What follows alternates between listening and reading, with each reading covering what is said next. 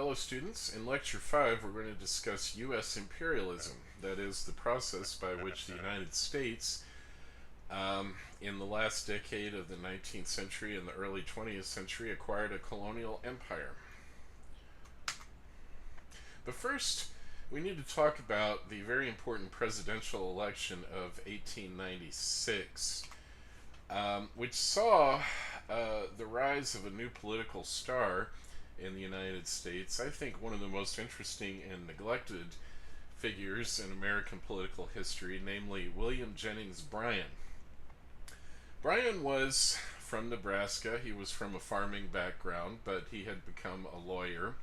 He was also a very devout Protestant evangelical Christian.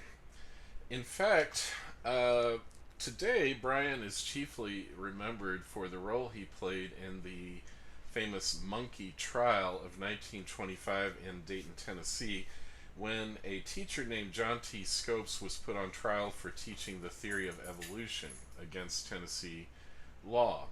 And because of his very fervent belief that the Bible was literally true from cover to cover, Bryan actually served as the prosecuting attorney in this trial. And you may have seen a movie or a play called Inherit the Wind that really is about Bryan and his role in the Scopes monkey trial. Well, Bryan did win the case, and John T. Scopes was convicted and fined for teaching the theory of evolution.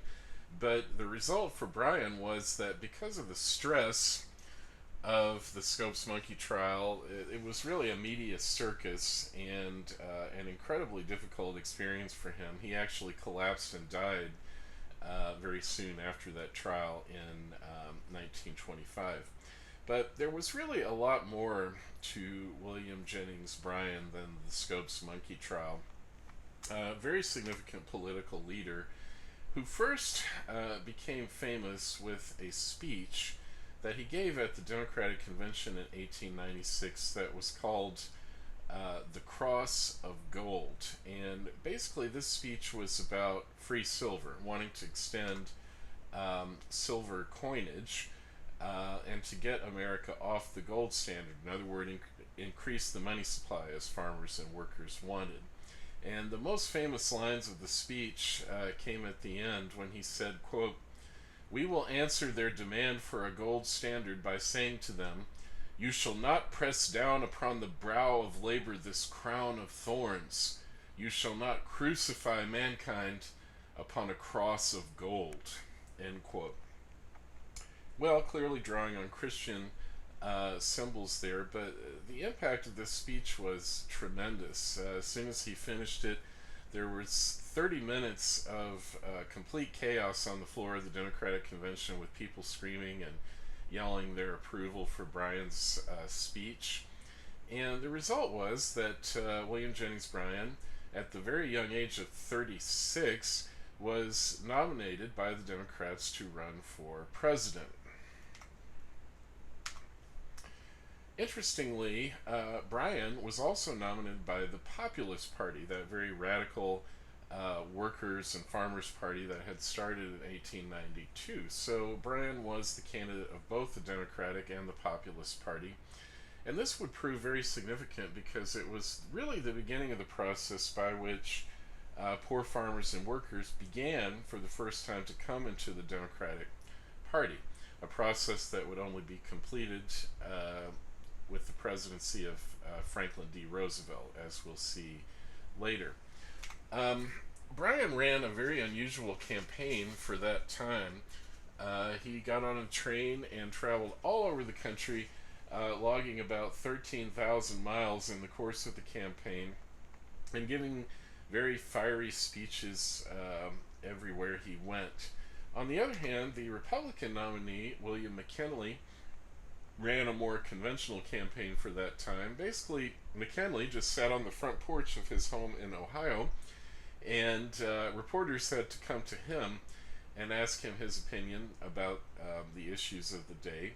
And McKinley's opinions were pretty simple and straightforward. Basically, he said he wanted to be the president that would increase American prosperity, grow business.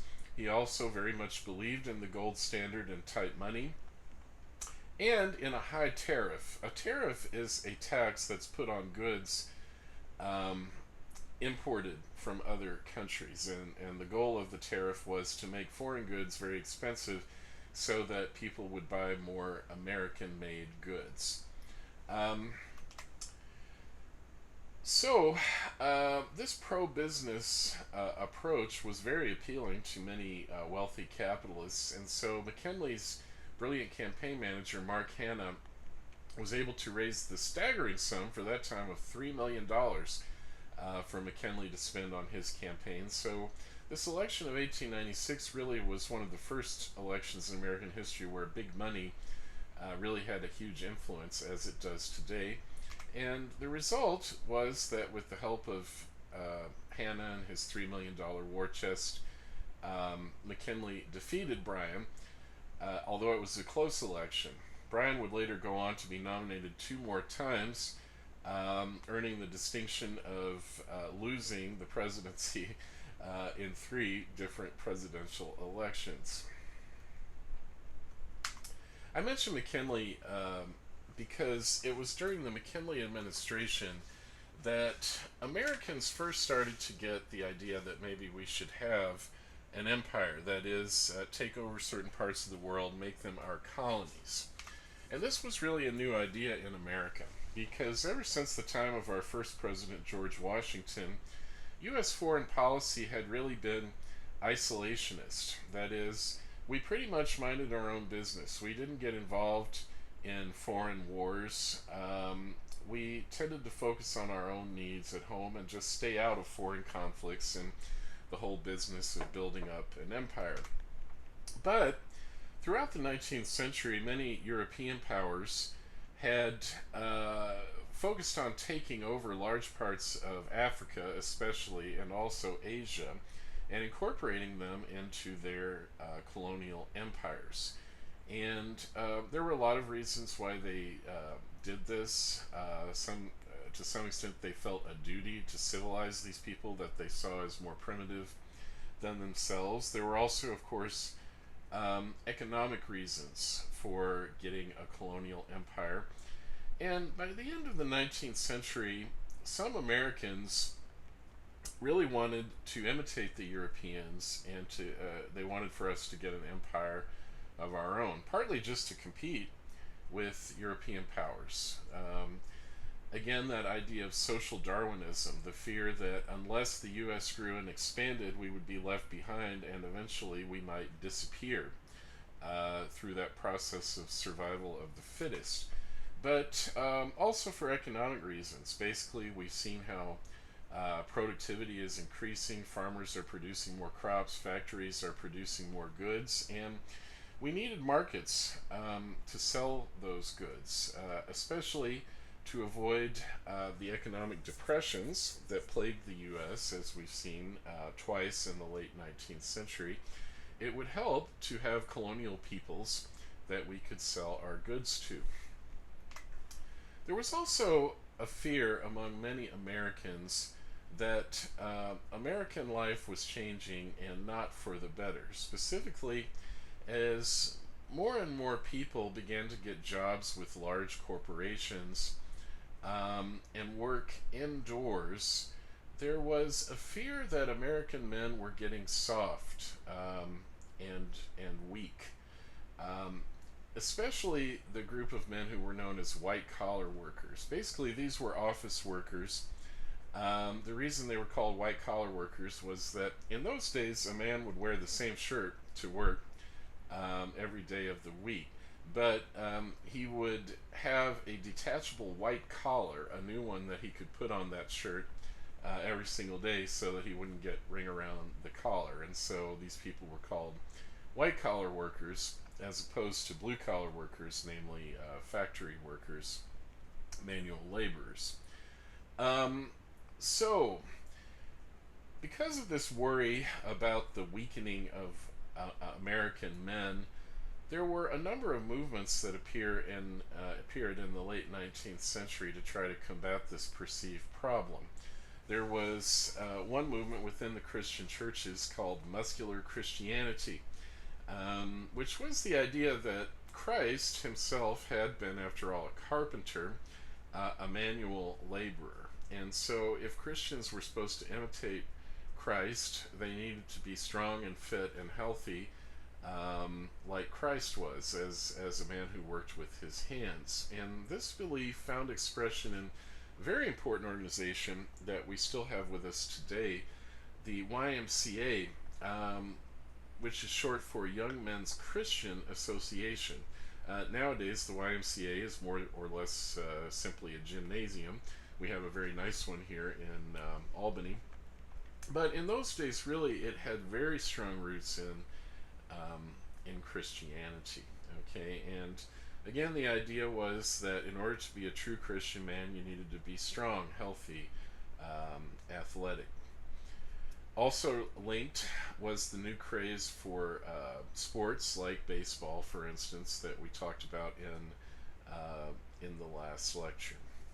Finally, the 1890 census uh, alarmed many Americans because it revealed that the entire country had been settled to the point where you could say that there really was no longer a frontier in America.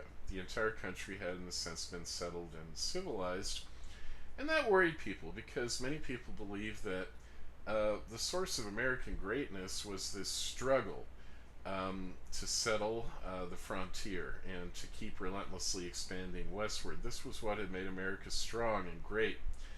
And so the idea arose, well, now that we've conquered and colonized all the land between the Atlantic and the Pacific, maybe in order to keep our fighting edge, we need to expand beyond our borders and to find other places in the world to colonize, just like the Europeans had done.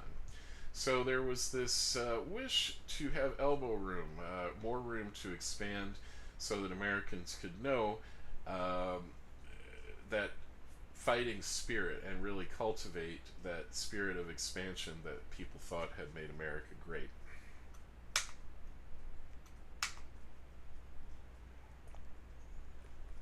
See the first stirrings of U.S. imperialism in the 1880s when Secretary of State James G. Blaine begins to get the United States involved in situations in Latin America based on what was called the Monroe Doctrine. This was a statement by United States President James Monroe in 1825, which said that the whole Western Hemisphere, North and South America, was basically a U.S. sphere of influence, and that we had the right to intervene there, especially to protect this area from foreign European powers.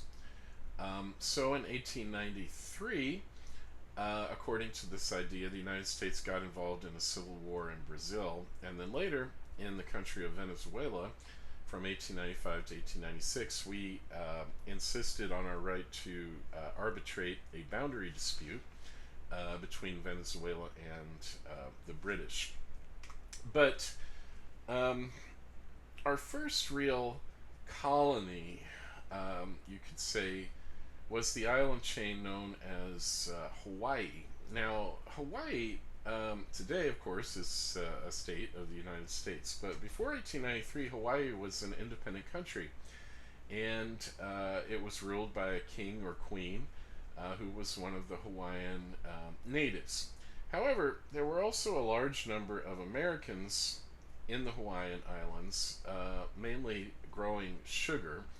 And in 1890, when William McKinley was still a congressman, he had gotten Congress to pass a very high tariff, a tax on foreign grown sugar. This was meant to help sugar growers, especially in Louisiana, and protect them from foreign competition.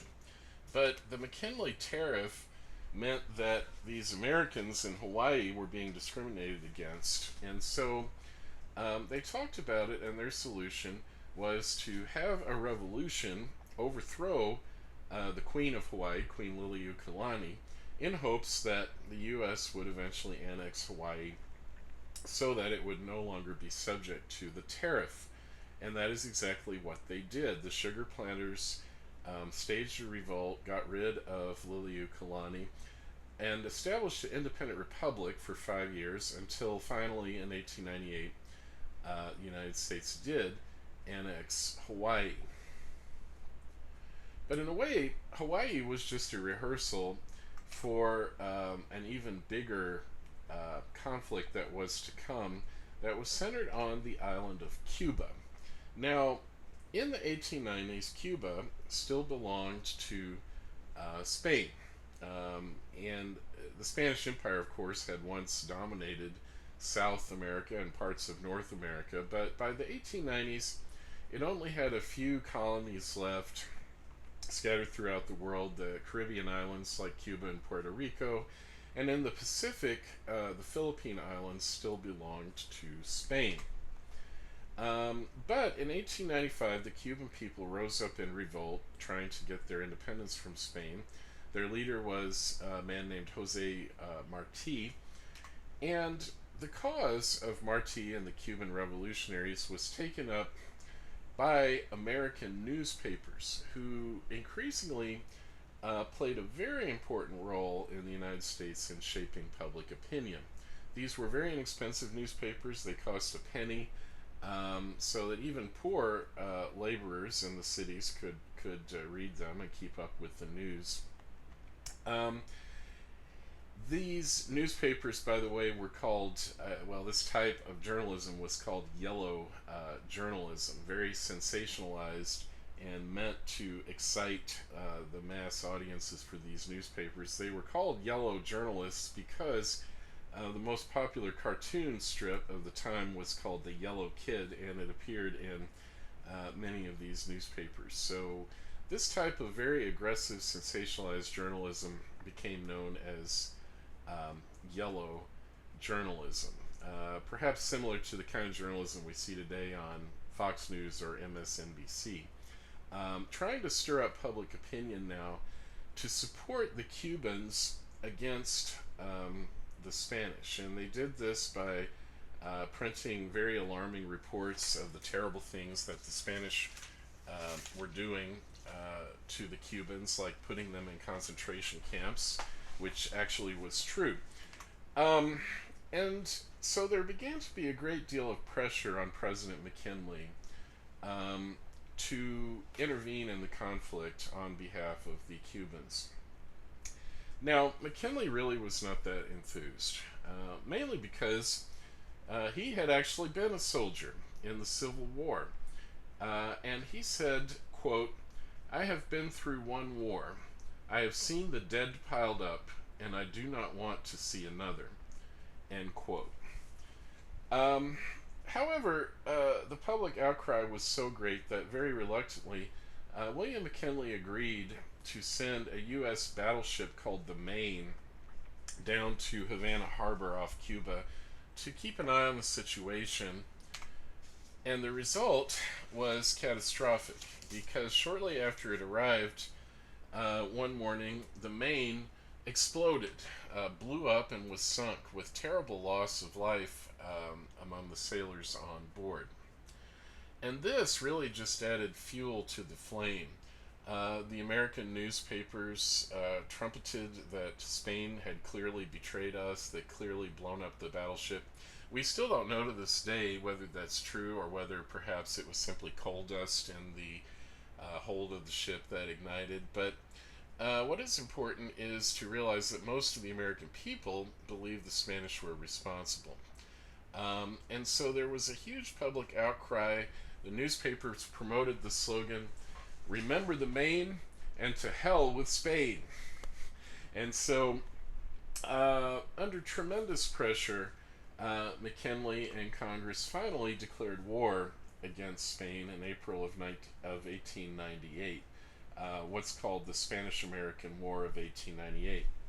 And really, this was a stunning victory for the United States. It was pretty much a walkover. It lasted less than 4 months, Uh, the main fighting took place in the Philippines and in Cuba.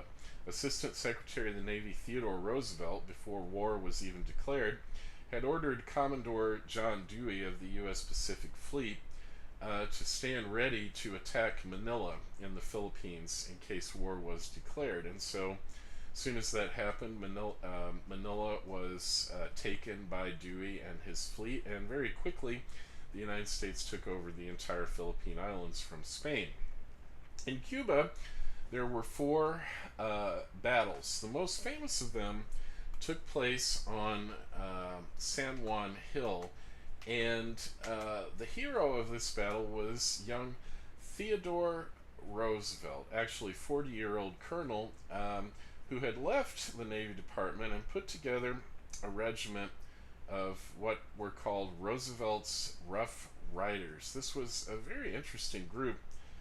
He recruited people from all over the country, cowboys, Indians, Ivy Leaguers, all kinds of people enlisted to join the Rough Riders and to win glory, as they did at the Battle of San Juan Hill. It's interesting also in this battle was a detachment of black troops who were called the Buffalo Soldiers, because after the Civil War, the black regiments, those that remained in the army, were sent out west to fight Indians, and so they became known as Buffalo Soldiers, and they played a distinguished role in the battle as well. So it was really the Spanish-American War that made Theodore Roosevelt a national hero, and eventually would propel him into the White House, as we'll see later in the course. This war was a triumph for the U.S. The Secretary of State called it a splendid little war. We only lost about 400 soldiers killed in combat, although actually 6 times more than that, about 2,500 were killed by disease in the camps and also by the terrible food that was supplied to them. But the outcome was very significant for the U.S. Basically, the United States took over the Philippines. We also took over Puerto Rico and Guam. Guam is an island in the Pacific Ocean, and to this day, Puerto Rico and Guam are still territories of the United States as a result of the Spanish-American War. We did not take over Cuba, but we basically installed a government there that was very friendly to us, and we did build a military base on the island of Cuba in a place called Guantanamo Bay. And if you've been following the news recently, you know that even though Cuba is now a communist country, and until very recently was our enemy, this military base is still there. It's called, people call it Gitmo, and it's where we are keeping suspected terrorists nowadays. However, as often happens, winning the war was easier than winning the peace. And after we had acquired these territories came the problem of what to do with them, how to control them. And that problem was especially acute in the Philippines. Now, when Dewey had showed up with his ships off Manila in 1898, the Filipino people were ecstatic, and they welcomed the Americans with open arms because they thought we were there to free them from the Spanish and help make them an independent country. However, as time went on, it became increasingly apparent that the U.S. had no intention of leaving the Philippines. And in fact, McKinley had decided that the Filipinos were not ready for independence, and that it was our obligation, our duty, to stay in the Philippines. And he said he reached this conclusion after a long night of prayer, in which he realized that God wanted us to keep the Philippines. And he said, quote, "There was nothing left for us to do but to take them all and to educate the Filipinos and uplift and civilize and Christianize them," end quote. Now that's an interesting statement, especially when McKinley says we have to Christianize the Philippines, because actually most of the Filipinos were Christians already. They were Catholic Christians who had been converted by the Spanish, who had been there for more than 300 years. And so this statement essentially implies that Catholics are not Christians, which again was a common attitude among Protestant Christians at that time. When the Filipinos realized that the United States had taken over their islands and had no intention of leaving, they rose up in revolt against us this time. And a brutal and bloody revolt took place between 1899 and 1902, in which we had to send 126,000 troops to try to control this revolt. It was somewhat similar to what happened in Iraq after the Second Gulf War, which was a smashing victory for us. Then we ran into problems trying to control that country. Well, something very similar happened in the Philippines. Eventually, we did manage to suppress the revolt, and later President Theodore Roosevelt sent William Howard Taft to be the governor of the Philippines. Excuse me. And under Taft, the U.S. government did develop somewhat better relations with the Catholic Church and managed to keep control of the Philippine Islands actually until 1946, right after World War II, when the Philippines did become independent.